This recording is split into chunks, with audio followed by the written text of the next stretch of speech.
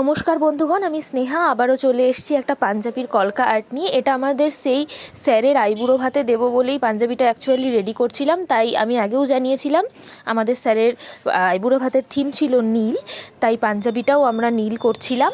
স্যারের পার্সোনালি লাল রঙটা খুব একটা পছন্দের নয়, তাই নীল কলকা দিয়েই এখানে কলকাটা আমরা করছি। চেয়েছিলাম লাল করতে, কিন্তু যাই হোক, ওভারঅল কাজটা তোমরা দেখে বলো কেমন হয়েছে।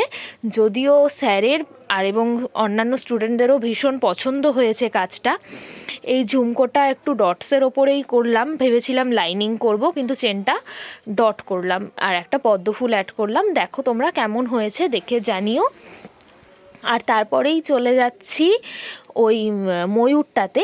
অ্যাকচুয়ালি এই ময়ূরটা আমার ভীষণ পছন্দ হয়েছিল, আর এই কলকাটা ময়ূরের ওপরে বেস করা এত সুন্দর। আর এটা যখন পাঞ্জাবিতে করলাম এত সুন্দর লাগছিল পাঞ্জাবিটা। আমি একটা ছবি তো অ্যাড করেইছি, তোমরা দেখবে ওভারঅল লুকটা। অ্যাকচুয়ালি ভীষণ ভালো লেগেছিল আমার এই কাজটা, আর খুব আবেগপ্রবণ হয়ে কাজটা করছিলাম, কারণ স্যারের সঙ্গে 12 বছর ধরে পড়াশুনোর সঙ্গে যুক্ত, স্যারের সঙ্গে যুক্ত, এই প্রথমবার স্যারকে নিজে হাতে বানিয়ে কিছু দিচ্ছি। তো এই কাজটা নিয়ে আমি ভীষণ এক্সাইটেড ছিলাম। আর এই ঝুমকোগুলো আমার এত ভাল লাগছিল, তাই শেষে আরও 3টে ঝুমকো আমি বাপাসে কিন্তু অ্যাড করেছি। তোমরা দেখবে ফুল লুকটা যখন আমি তোমাদের দেখাবো। আর আমি ভেবেছিলাম পুরো পাঞ্জাবিতেই একটু বুটি করে দিই, কিন্তু সময় যেহেতু খুব কম ছিল তাই আর সাহস করে বুটিটা করিনি।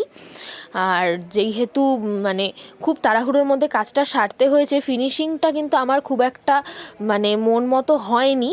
তবুও আর চোখটা আঁকানোর পর ময়ূরটার এত ভালো লাগছিল পাঞ্জাবিটা, আমি তো জাস্ট ফিদা হয়ে গেছিলাম পাঞ্জাবিটার ওপরে। 5 বছর পর তুলি ধরেও আমি এরম কিছু একটা করতে পারবো আমি ভাবিনি। সত্যি এটা মায়ের আশীর্বাদ, মা সরস্বতীর আশীর্বাদ, তাই হয়তো করতে পেরেছি। তো বন্ধুগণ, আমার কাজ যদি তোমাদের ভালো লাগে তাহলে আমার চ্যানেলটা লাইক করো, সাবস্ক্রাইব করো এবং কমেন্ট করো। তো এইখানে আমি বলেইছি 3টা ঝুমকো করেছি, আর এই হলো ওভারঅল পাঞ্জাবিটার লুক।